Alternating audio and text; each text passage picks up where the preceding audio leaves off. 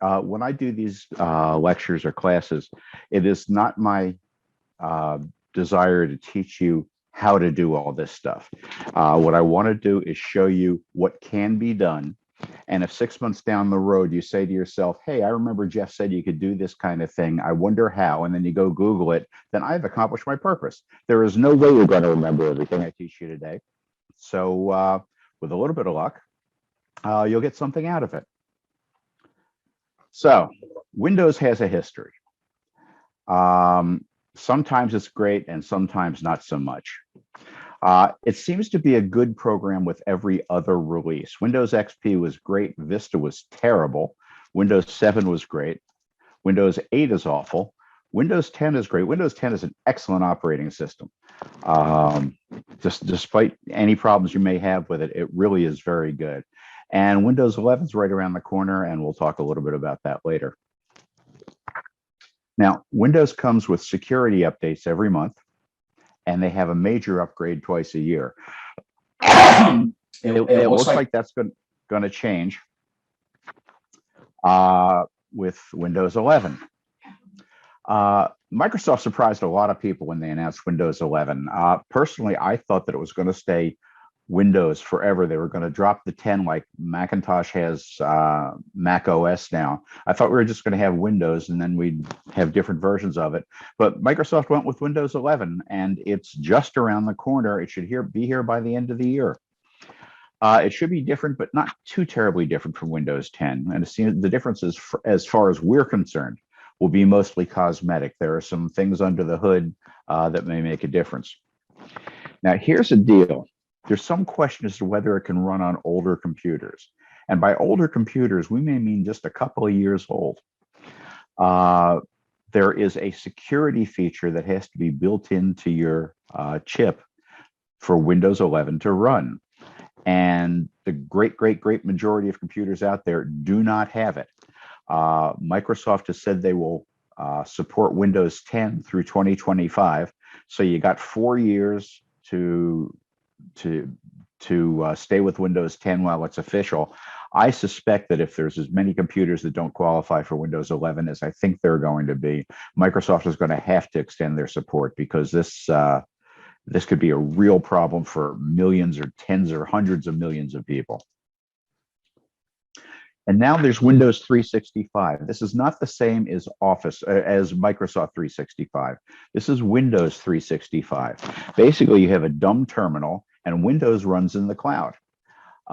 It's not like a Chromebook, although it's the same feel where you don't do anything on your own computer. But here the software is actually out in the cloud and all you're doing is accessing it from a dumb terminal. There's a monthly fee for it. It's not going to be for consumers, but it'll be very interesting to see how that takes off, particularly with corporate. So Microsoft has had Windows out since the mid 80s, and it's changed a lot through the years. This was the original logo. And in some ways, it looks like the most modern of all the logos that they have. But then it expanded where you had Windows 3.1, which was the first real version of Windows that you could do anything with. Windows NT was an excellent operating system, and then Windows 95 was the breakthrough. Windows 95 was the first time you had a right click on the mouse, and there were a lot of other things that came with that. Then there was Windows 98, Windows 2000, Windows ME or ME, which is Millennial Edition, or Millennium Edition, which is basically the same thing as Windows 2000. Windows 2000 Home. And then Windows XP, which a lot of us are familiar with, and then the Vista, Windows 7, Windows 8, and here comes Windows 11.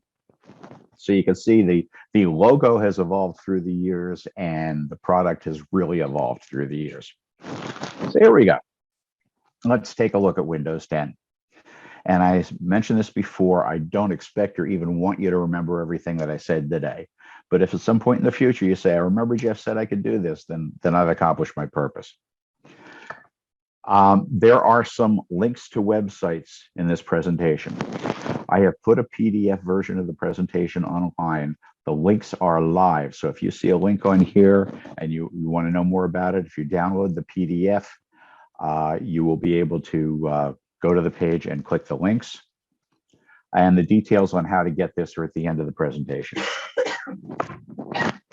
So let's start off with the secret start menu. Everybody knows where the start menu is. It's down in the lower left-hand corner of the screen. And if you right-click on that, you come up with a whole different menu of things. Now, this isn't for your everyday use, but anybody who has to do something a little bit more down in the weeds, I guess, with Windows. Here are some features that are really, really good to have available. The device manager can be useful. Disk management can be useful. That's how you put different letters on your disk drives. This is how you control your various apps. You can add, delete, make defaults, all that kind of stuff. So again, you get to this by right-clicking on the start button, and it's very handy to do.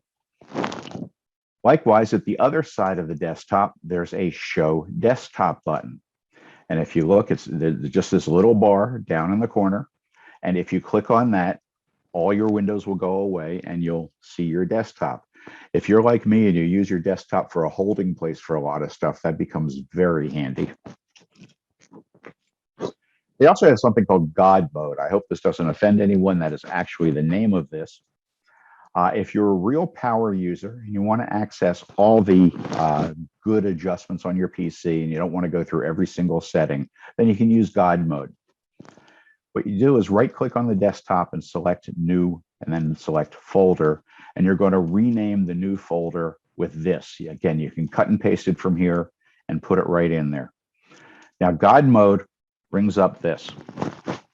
These are all the categories of things that you can change from within God Mode. So I'll just take a look at the first one, Administrative Tools. And this is the kind of thing that's up under here. Now, as you can see, this is real down in the weeds stuff. It's not stuff that most people are going to do. Some of the other ones are much more common. You can adjust your date and time, your devices and printers, all that kind of stuff.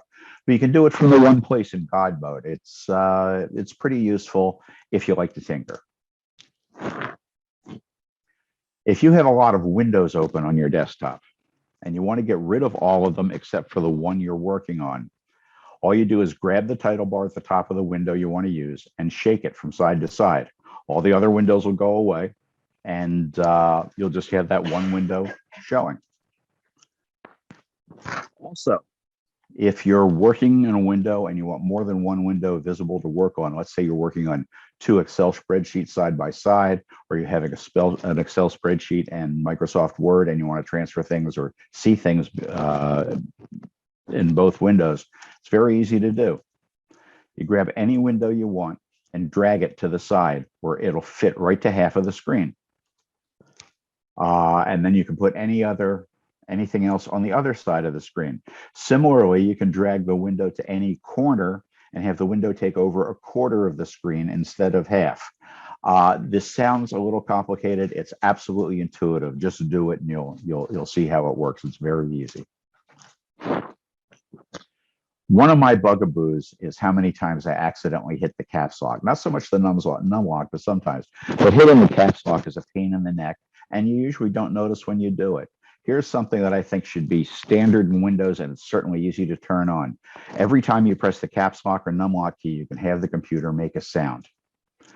All you do is go to your settings, which is from the Windows menu, you go to the little gear, and you go to the Ease of Access section. And then you go to the keyboard section, and you have right here, play a sound whenever you press caps lock, num lock, or scroll lock. I keep that on all my computers. It is very useful to me. We all, I think, use the clipboard, and it's very handy. You can copy something from someplace and move it someplace else, or copy it someplace else, paste it someplace else. But how many times have you had something in the clipboard and you needed something else that you had already used in the clipboard, but that's not there anymore because you only have one thing on the clipboard? Well, Office or Microsoft Windows has a very easy way to handle that. Go to the options as before and go to Systems and scroll down to Clipboard. Turn on Clipboard History. So you go here and turn on Clipboard History. To paste from your keyboard, hold down the Windows key and press V. So instead of Control V, you press Windows V, and a list of your recent clips will show in a new window. Just double click on the one you want. So here would be the last 4 or 5 things that are on the clipboard, and all you do is click on whichever one you want, and it'll paste that in. I find that extremely useful. Unfortunately, I forget it's there a lot of the time, but if it's something that will be useful to you, once you start using it, you'll never stop. Okay, you want to feel old? Is there any reason that young people today should know why this symbol means save? It's a floppy disk. Young people haven't even seen a floppy disk. They have no idea what that is. So it's enough to make us feel ancient, I think. It makes me feel ancient. Okay, Windows has built in a useful thing called the Task Manager. This is something that you may not use a lot, but you really want to be aware that it's there.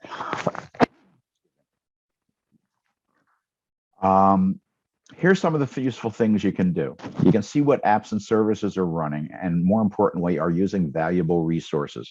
If your computer is running a little slow, you can see what's taking up your resources. And you can see and control which programs start up with your computer. Now, let me go back to that first one to see what apps and services are running. If there is something that has crashed or slowed down or something, you can force it to close by going into the Task Manager, clicking on that app, and either right-clicking End Task, or down at the bottom there's a button that says End Task, and that'll make it go away in 99.8% of the cases. It's useful. Now, the next one, see and control which programs start up with your computer. I will guarantee there are programs starting up with your computer that you didn't know and didn't want, and somewhere either Microsoft or some other software vendor decided it was important for you to have it. You may or may not need it. In most cases, you don't, and all it does is affect the performance of your computer. And then the other thing you can do with the Task Manager is check the performance of your major systems, your disks, your CPU, all that kind of stuff. So take a look. It's useful. There are several easy ways to access the Task Manager, but the easiest one for me is to right-click on the taskbar and choose Task Manager, like that. This is what you get when you right-click on the taskbar. You have to go to an empty space, and you click on the Task Manager. And while you're there, you might want to take a look at some of the other things that are here. This can control a little bit about what you see. This controls how the windows show. So there's some interesting settings you may or may not want to use. Now, when you open the Task Manager for the very first time, this is what you're going to see. It's a list of the apps that are running, but you want to click on More Details. And this is what you'll get. Here's the apps that are running. In case you can't tell, I tend to run a lot of apps. This shows how much of the CPU capacity you're taking, how much memory, how much disk space, and how much network, or I'm sorry, how much disk usage and how much network. And it can give you an idea of what's going on in your computer. And then when you check the Startup tab right here, this shows the things that start up or can be started up when Windows starts automatically. Now, I keep this sorted by status, so my enabled are first, my disabled are later. These are all things that I need in my computer when I start, but there are other things I didn't need. I don't use Cortana, I don't use Skype, iTunes Helper you really don't need to do. So I've disabled all those things because they take up resources and there's no reason to use them. Sometimes you want to be able to take a screenshot. There are at least 8 different ways you can take a screenshot with Windows 10. And again, there's a link there. That's a live link if you download the PDF. If you want to capture and save a picture of your entire screen, the easiest way is to hit the Windows key and the print screen key. And that image will be saved to the screenshot folder within your pictures folder. And that's it. It's easy to do. To capture just one part of your screen, hit the Windows key, Shift, and S to open a tool called Snip and Sketch. This is really handy. I use it a lot. You'll click and drag to capture a screenshot, which you can copy to your clipboard and save as a file, or print, and you can capture whatever part of the screen you want. Very easy to use, very intuitive, just do it. So here's a fun fact. Windows 95 was the first version to use the right click on the mouse. It was an absolute breakthrough, and people who were using Windows felt that it was worth switching to Windows 95 just for that feature, forgetting the other features that they had. Now, there are a gazillion types of files on your computer. Windows sets some defaults and keeps it simple. It does not show you file name extensions like PDF or JPEG or DOC or whatever. Because for people who are not that familiar with computers, it can be a little bit confusing, and a little bit is the operative term. If you're anything other than a novice user, turn them on so you'll know what kind of files you're looking at. You'll know whether you're looking at a spreadsheet or a Word file or any of that kind of stuff. Don't have to. I think it makes it easier and less confusing. So what you do is you open File Explorer. And by the way, File Explorer on your taskbar down on the bottom, you should have a little thing that looks like a file folder. That's File Explorer. That's the easiest way to get to it. In the window that pops up, click the View tab and uncheck the box that says Hide Extension for Known File Types. You should then see the file extensions for all the files in Windows Explorer. So, excuse me, here is Windows Explorer. And you click the View tab, and here's all kinds of things that you can use. So here's where you would unclick. This says hide. It says hide file name extensions. You should you want to be able to. I'm sorry. You click that so that you can see the file name extensions. You unclick it to get rid of it. Same with hidden icons. If you're not sure of what you're doing, don't do this. But there are certain hidden files that sometimes it's handy to access. And something that I never understood why they did, but the default for Windows comes with a little checkbox on all the apps and the icons. Drives me nuts. You can turn it off here. Now, other things on this window are very useful. This is how you can view the things that are in the window. I usually view it by details. It gives me the most information. But there's all these settings. There's 8 settings, and you can check whichever one you want. And it's easy to change on the fly and do whatever works for you. On the right-hand side, you can have something called the preview pane. I always leave that turned on because the preview pane, if you click on a picture, it will show you a preview of the picture. It's very handy when you're working with a bunch of pictures and you want to see what's what. If you haven't switched to Windows 10, and I'm going to assume that everybody here has because you wouldn't be at a Windows 10 lecture, but you can still get the free upgrade. And anybody who has not done that, they're still running 7 or 8, should do this. And you go to this site, again, that's a live link on the PDF. I suspect, I do not know, but I suspect you will not be able to do this with Windows 11. So if you have a Windows 7 or Windows 8 computer, now's a good time to do that. It will probably speed up your computer, and it will definitely make it more secure. People were afraid because Windows 10 is different. Windows 10 is a little different. It's not hard to learn. It'll take you, a day to get used to it. As I will say many times, I am a big believer in the For Dummies series, and Windows 10 for Dummies is excellent. If you're learning Windows 10 and you're already using Windows 7 or 8, if you read one chapter, you'll learn all the differences, and that's all you need to know. So we all know the Start menu. It comes with a list of programs that appear when we click on the Start button. And most of us ignore the tiles to the right. But you can customize those tiles to make them useful for you. You can even group the apps into different folders. So when you hit the Start button, this is what you get. Here's all your programs. Now, in case you can't tell, I got a lot of programs. But here you can set buttons for just the ones that you use all the time, or just the ones that you don't want to have on the desktop, but you want to be able to get to quickly. You have total control over this. Okay, here we go. The graphic interface we use today was not invented by Microsoft. You might think it was. And it wasn't invented by Apple. You might think that was. It was actually invented by Xerox at the Palo Alto Research Center in the mid-'80s. I'm sorry, in the early '80s. Interesting fact. Okay. So back to File Explorer. They have a quick access view. When you open File Explorer, it shows you your frequently used folders, that should be your, as well as recently used files. So this is what you see, or this is what on my particular computer you see. So here are frequently used folders here, and here are recent files.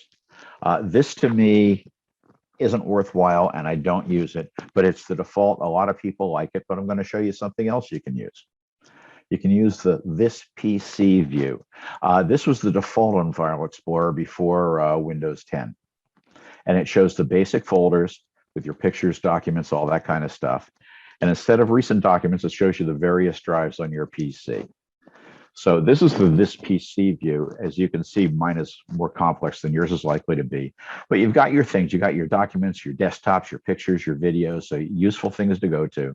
And then down here are your different drives.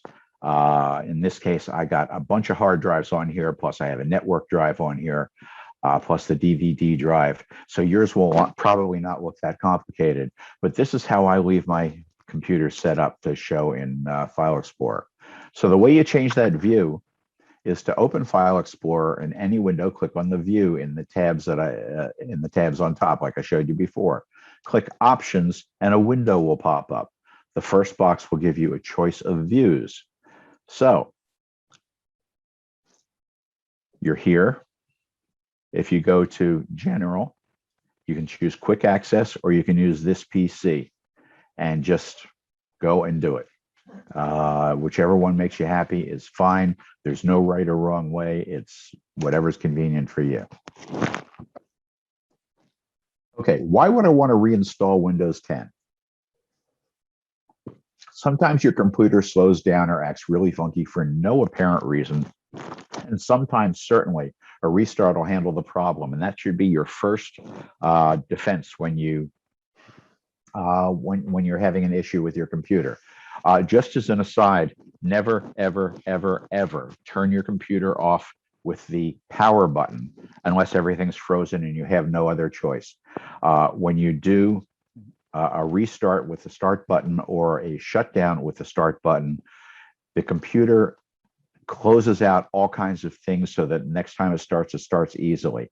When you use the power button, it does all kinds of bad things, and bad things can result.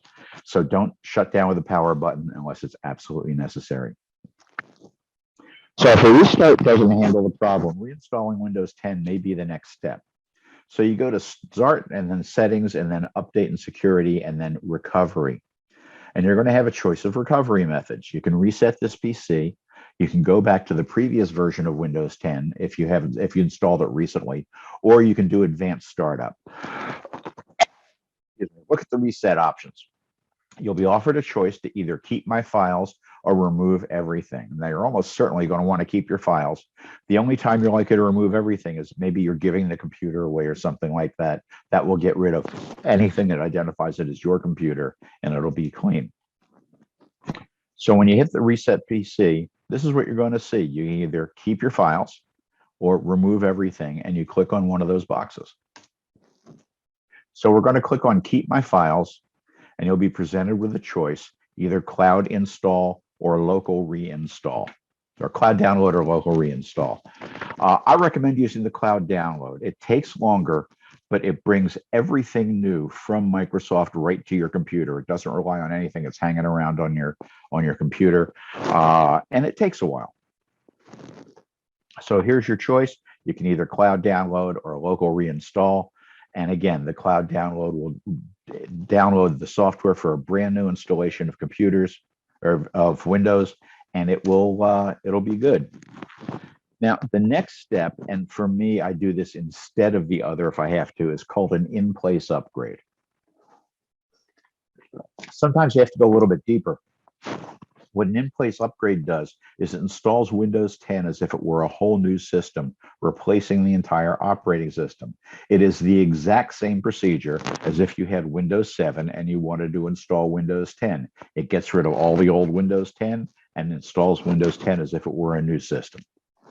So you can go to this site, again, that's a live link on the PDF, and click Download Tool Now and follow the instructions for installing software to USB drive.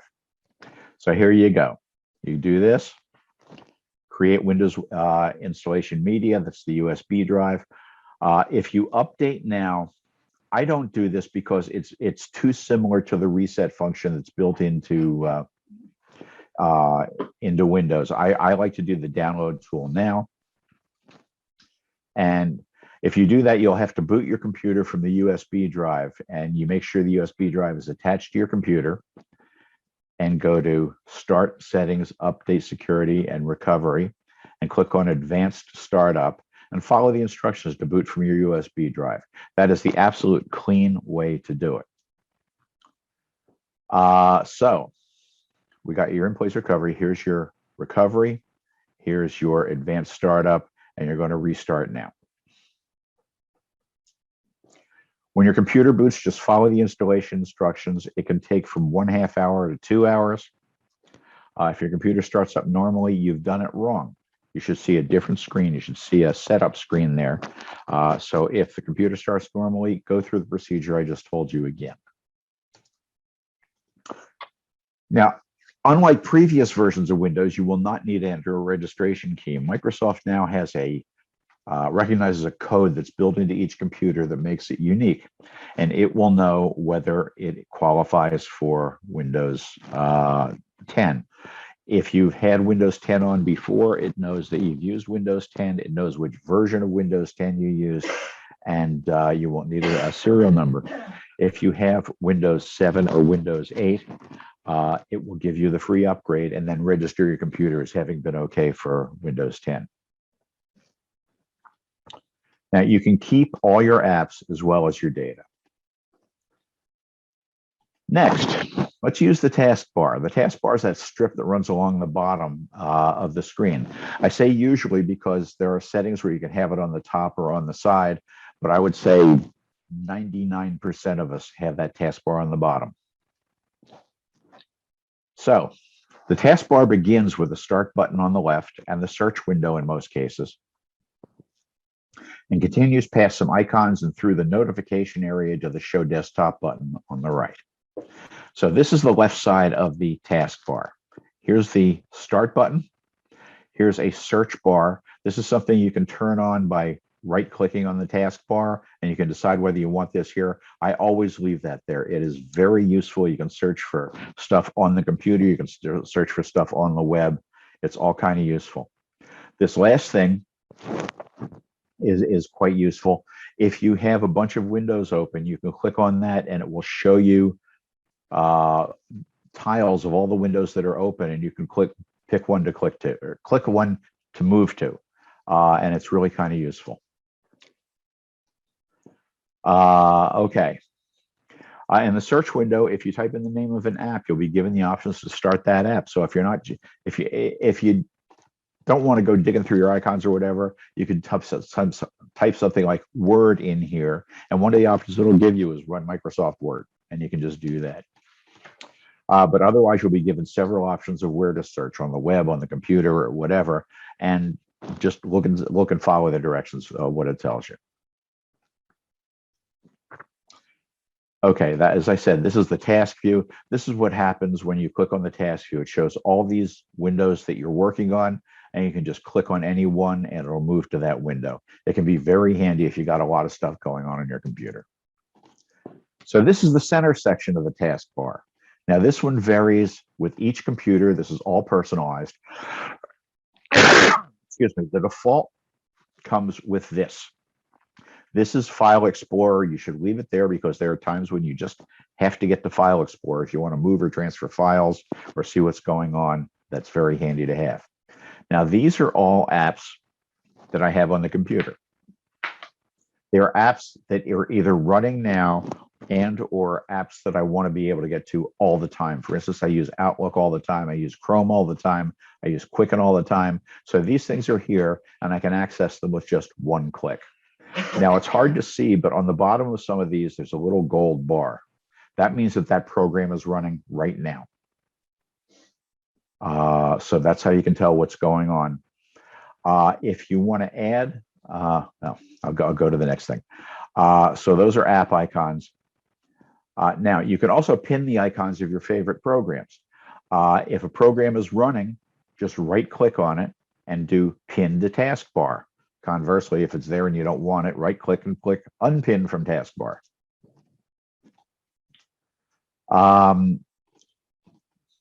This is File Explorer, and it's useful to save and find files.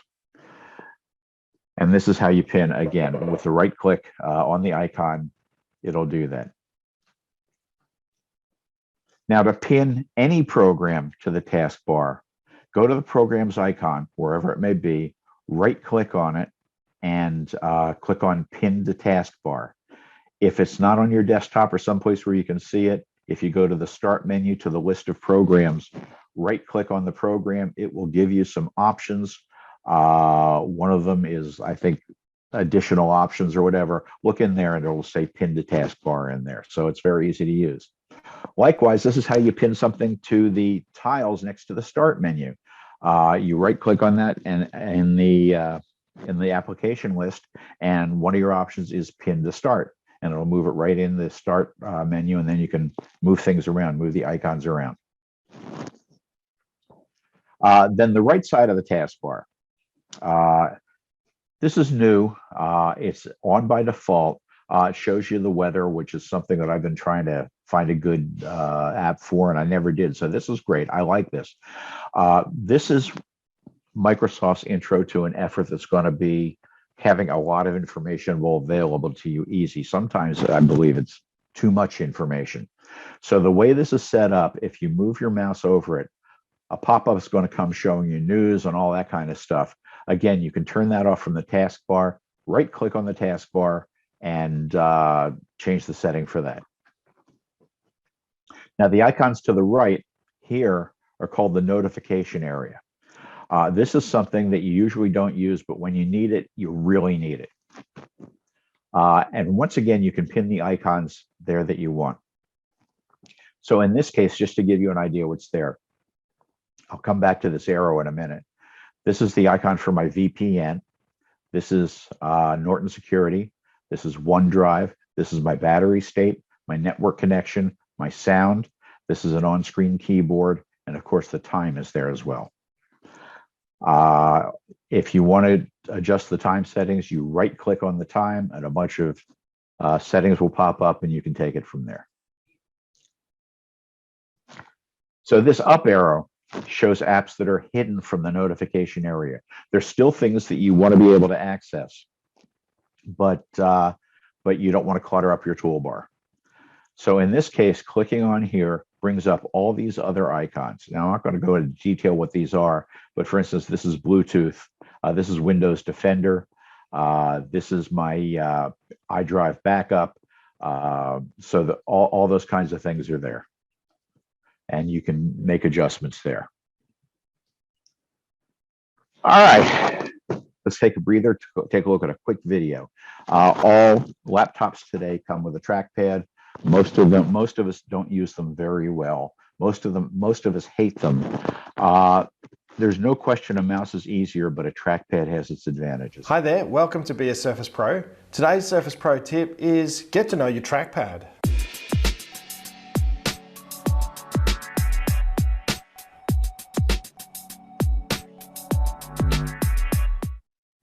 If I'm sitting at a desk for any length of time, I'd prefer to use a mouse than a trackpad because it's better ergonomically.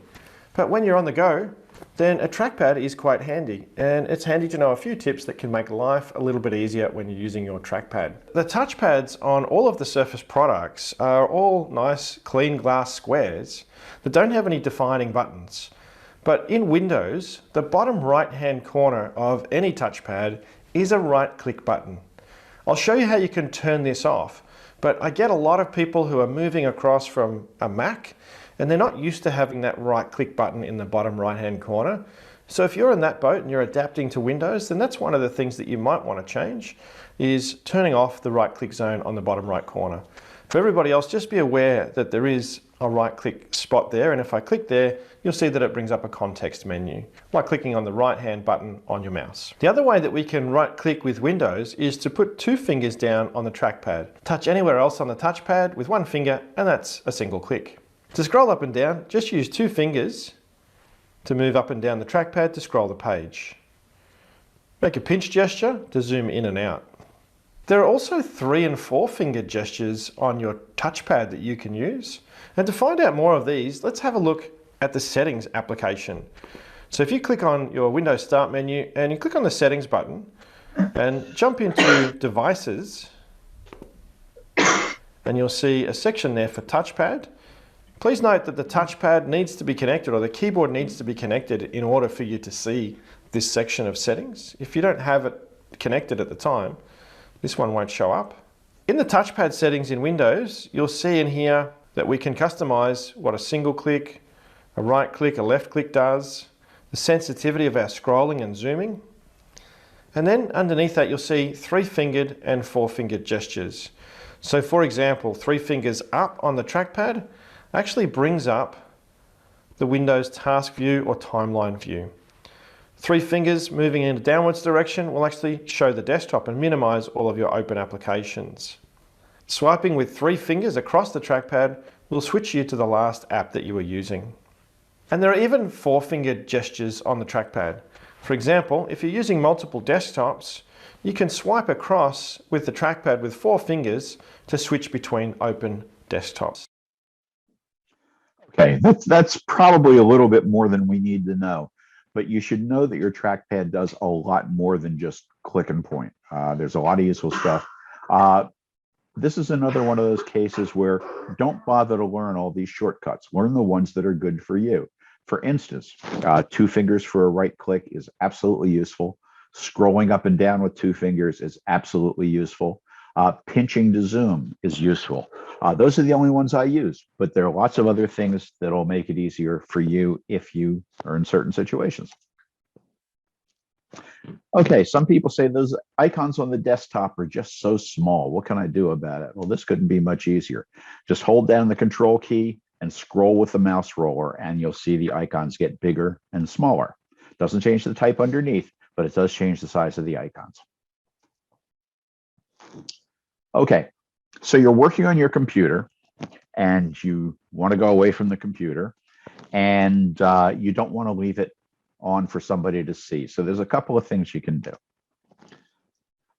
Click on the Start button, and on the far left, there is a stack of icons. The top one is your account. Click on that for your options.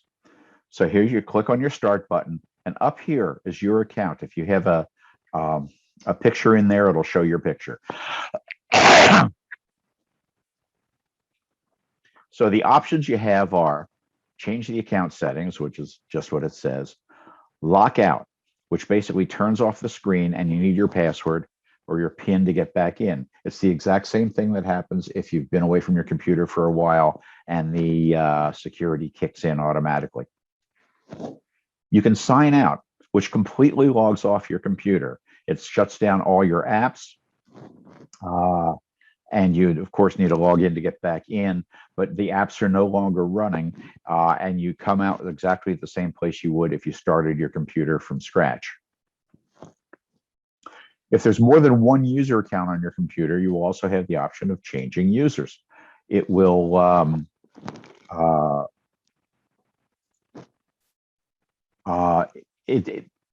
for many people, it's a good idea to have more than one user account on your computer. I know a lot of people, probably most people, when there are 2 people using a computer, they just kind of share the account and muddle along. But if you have 2 accounts on your computer, you can each have your own email, your own files, your own everything. And that would be how you switch between the accounts. And it really, once you get used to it, is quite simple and easy to do and worthwhile. Windows has and has had forever something called safe mode. Safe mode turns off a lot of the automatic things that start with Windows. And if they're causing a problem, it may let you start the computer when you wouldn't otherwise be able to start it. This isn't something you're going to play with, but it's something that you use for troubleshooting. So to start in safe mode, you want to start up the Windows. If you're running Windows, go from the desktop, hold down the Shift key, and use any of the restart methods. So you can go to the Start button and use Restart. If you're in an app that says it's restart required, you can do that. Just hold down the Shift key and it will give you a bunch of options to start up with. And you can either do number 4, enable safe mode, or number 5, enable safe mode with networking. That's if you need to use networking while you're troubleshooting. I doubt if anyone in this class is going to be seriously interested in the others, with the possible exception of number 6. But you can also get into trouble doing that, so let's not. Now, when Microsoft sets up Windows, they want you to use a Microsoft account. It used to be very easy not to use one, and now they have made it much more difficult. You really have to hunt not to use one. But if you want to use a local account instead, you can. That means Microsoft doesn't use your email and doesn't hold on to your password and all that kind of other stuff. And if you're not using other things from Microsoft, this may be a better way to do it.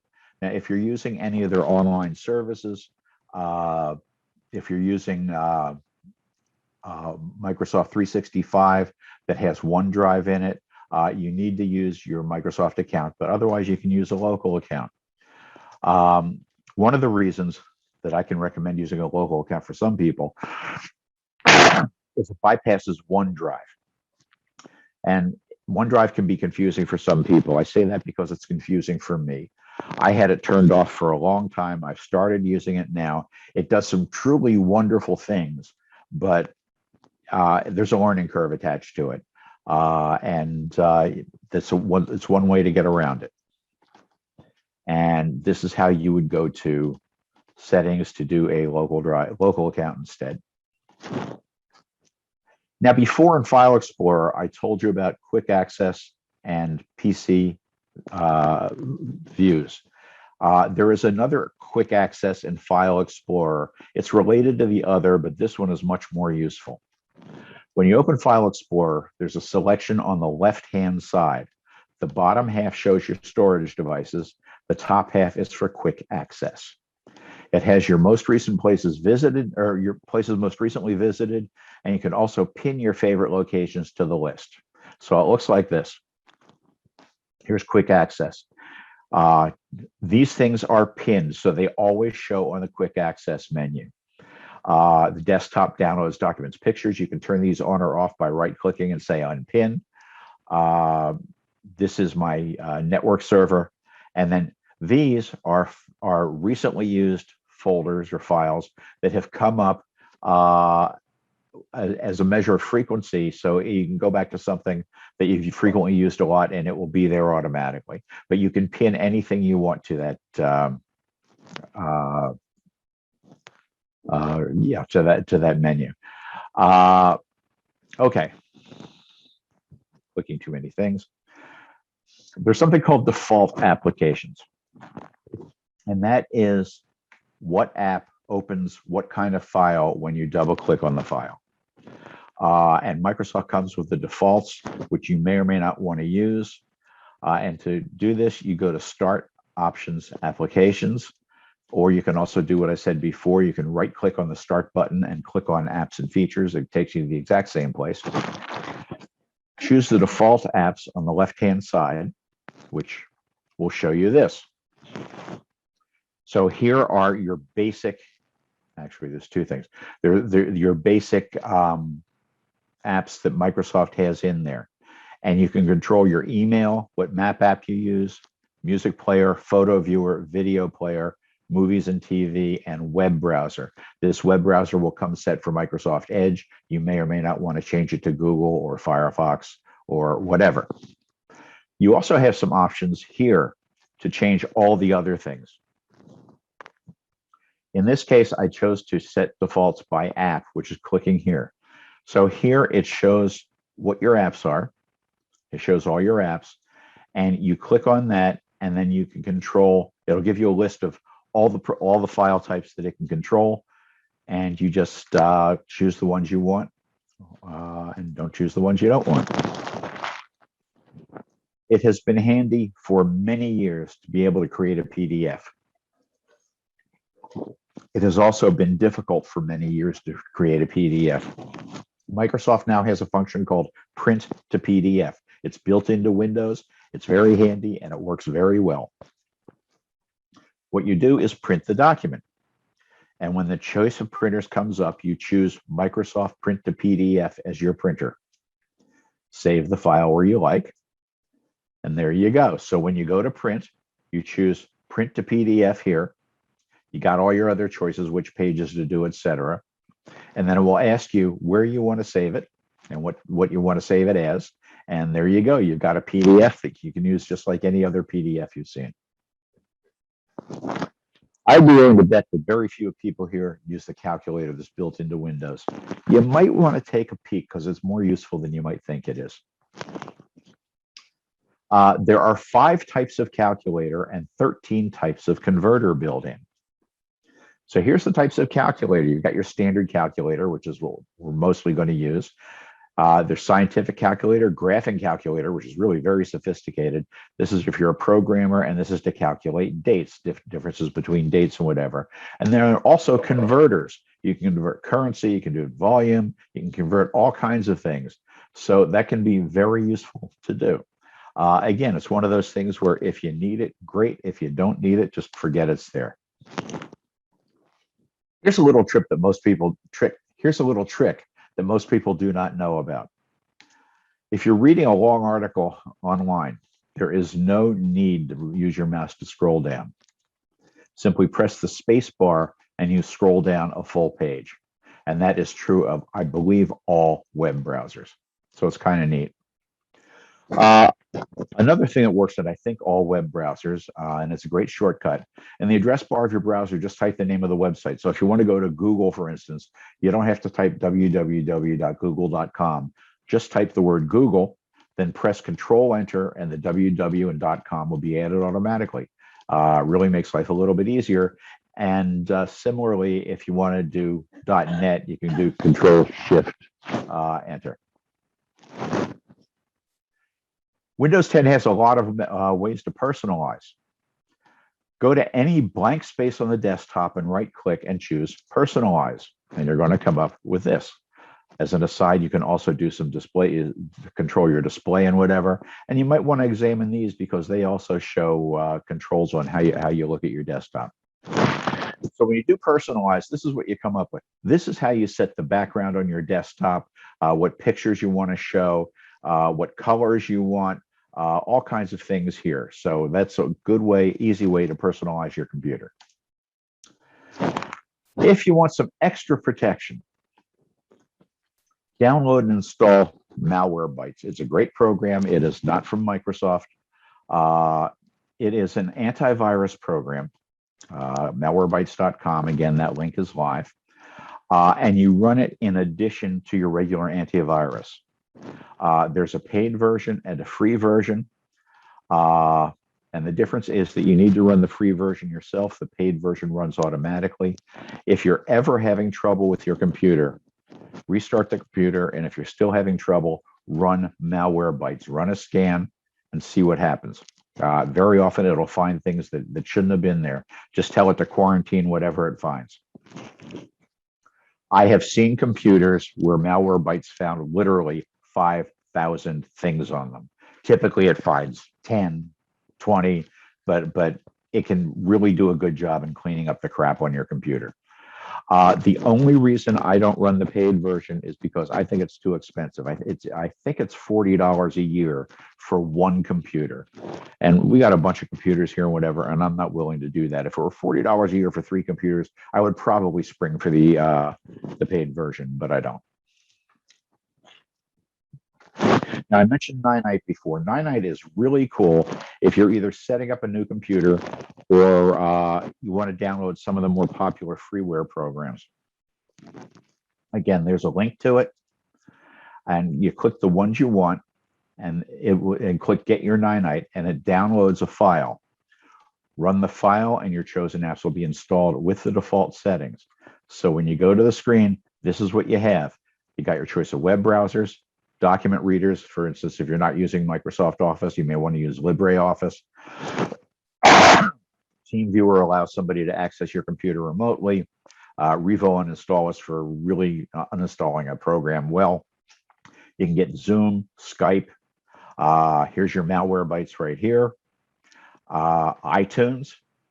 There's all kinds of good stuff on here. So Oh, Dropbox, Google Backup, and Sync, which you should probably be using for your photos, but that's a whole other discussion. Anyway, just click on these. There's a button down below that says get your Nanite, and it will do its thing automatically. It's really pretty neat. System Restore is also a very powerful tool. This is another one when you run into trouble that you may want to do. It allows you to revert your system back to a time when your system was stable, usually a day, but sometimes more. So if some change, a driver or a new app or whatever, causes your computer to run poorly, you can revert it to its previous state. Go into that taskbar search box and type restore point and make sure system protection is turned on. And then you can restore a computer from right in there. Okay, there are some useful shortcuts that everybody should know. These are the biggies. To cut, Control X; to copy, Control C; to paste, Control V; to undo, Control Z; and to redo, Control Y. Now the command is there because those are the Apple commands. The Apple has an extra key that PCs don't. But you should probably be using all 5 of these. There are many more shortcuts, but these are the ones you should do. Every time you install new software, it is almost certainly going to install something you don't want, particularly either free software or trial software or any of that kind of stuff. You got to watch for hidden check boxes. Be sure you know what you're checking or unchecking before you install the software. You may get software installed that you don't want. Sometimes the box is checked and you have to uncheck it or opt out to avoid the extra software. Keep your eye open. This happens more than you'd like, and it almost always is something you don't want. If it's something you do want, obviously, go ahead and install it. If you see a lot of menu bars popping into your web browser, they've almost certainly been added by that checked opt-in box. So you have to go into your extensions and turn them off. The extra bars can slow down your computer. And again, this is how you go about turning them off. We all know that you can delete files by dragging them to the recycled bin. Well, there's a reason that it's called recycled bin and not trash. If you've deleted things or put them in the recycled bin, they can easily be recovered. Just double click on the recycled bin, find your deleted file, and either drag it where you want it or right click and recover, and it'll put it back where it got it from. Now, this will work for a limited amount of time because the recycled bin is FIFO, first in, first out. When your recycled bin gets full, the oldest files get deleted from there. But unless you're deleting like a whole hard disk worth of stuff or something, you can almost certainly retrieve files from the last day or so that you thought you had thrown away. This is not directly Windows, but it is so important. I'm going to go over it. I go over it any chance I get, and that's backing up. Here's an easy rule. If you can't buy it or otherwise replace it, you got to back it up. When your hard disk crashes, that's not if, it's when. You will lose all those irreplaceable files. Those include photos, documents, videos, all that kind of stuff. There was a study done a couple of years ago that was fascinating. There's a company that does backup services, and the way they backed up was to have a whole bunch of consumer grade hard drives. In other words, the hard drive that you would use. They had 25,000 of them that they were using. So they got a pretty good idea of how long a hard drive will last. And they were pretty pleased because they found out that after 4 years, only 26% of the hard drives had crashed. And I read that and I said, only 26%? That means in 4 years, 1 out of every 4 hard drives crashed. If you're not backed up, you're in trouble. Now, the problem is different with solid state drives, and quite honestly, I don't know whether it's better or worse, but you still must back up. And the other thing about backup systems is they have to be fully automatic. I don't care how good your intentions are.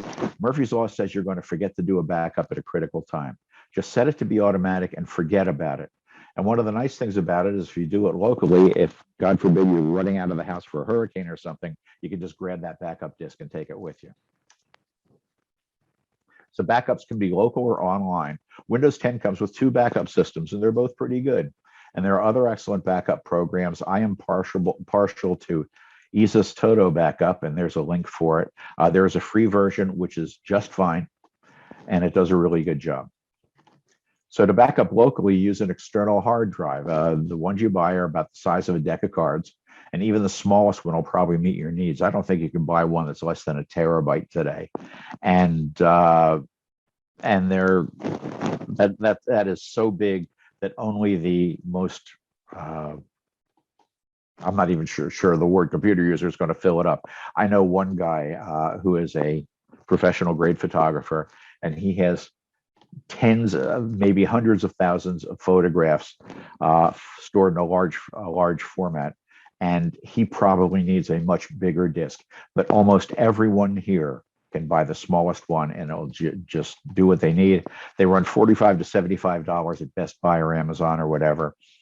And you can use Windows 10 built-in software or one of the commercial programs, but all of them, I think all of them, virtually all of them certainly, come with their own backup software. So just plug it in and follow the directions. It's very easy. Just plugs into a USB port and it does its thing. For cloud backup, there are several excellent programs. I use iDrive. It offers 5 gigabytes of free storage to anybody. The paid plan is, I believe, 5 terabytes now. Carbonite is the biggest one. It's probably the most popular, but I've seen Carbonite cause freezing problems, and the only way to unfreeze the computer was to remove a Carbonite. I won't say that happens often, but I've seen it several times. So again, I recommend iDrive. Now, Google, Microsoft, Dropbox, etc., have their own backup storage. And backing up is way too big a topic to go into detail here, but it's absolutely necessary. So please just do it. Don't make any excuses. Backing up is so important. And I'll guarantee one day you will be sorry that you didn't. So here are some worthwhile links. Again, these are live on the PDF.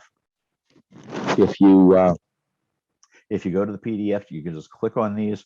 There's some really good things. There's more tips and tricks and all kinds of good things. If you're really down in the weeds and you're a hacker or whatever, there are some registry hacks. I'm not even going to tell you what those are, because if you don't know, you really don't want to touch it. That can totally screw up your computer. And that's about it. There are dozens, if not hundreds of tips we haven't mentioned. I'm a big fan of the For Dummies books. As I said, Windows 10 for Dummies is worth owning. Now, a PDF of this presentation is available at jefftheguru.net/archives. I'll leave this screen up. PDFs of many of my other presentations are available there too. So if you want to look at, I just recently did a Microsoft Word presentation. There's some OLLI classes I've taught. The PDFs are all there too. There's also, I just put this up, a Microsoft cheat sheet. There are dozens of shortcuts for Windows and Microsoft Office. It's worth downloading and taking a look at. And Bill, that is about all I have.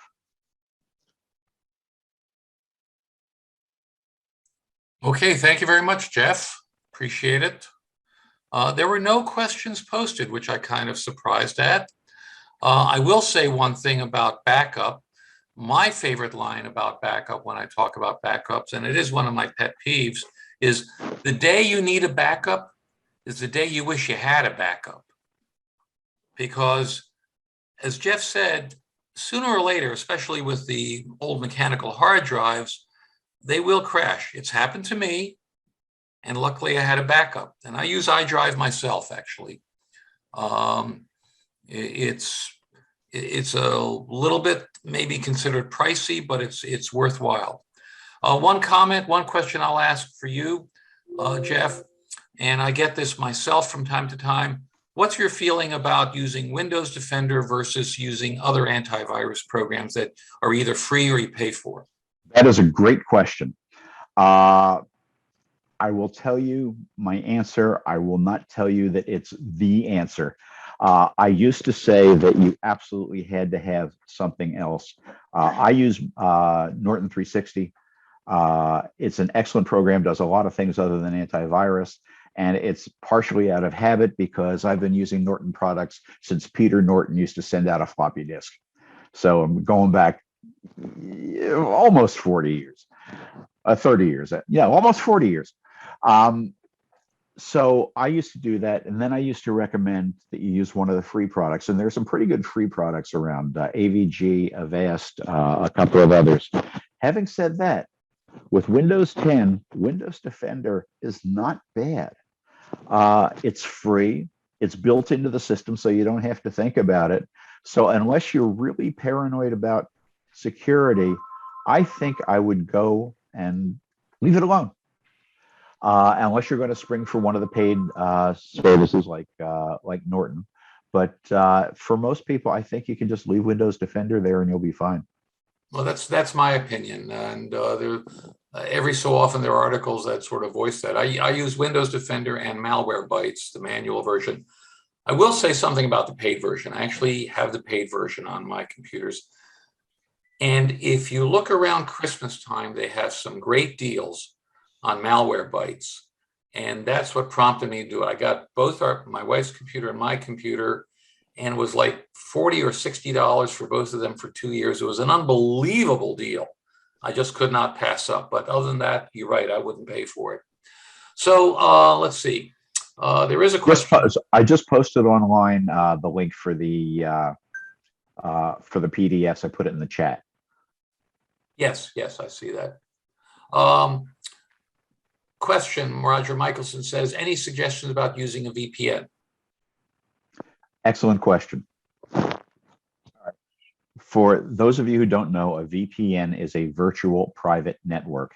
It gives you really good security.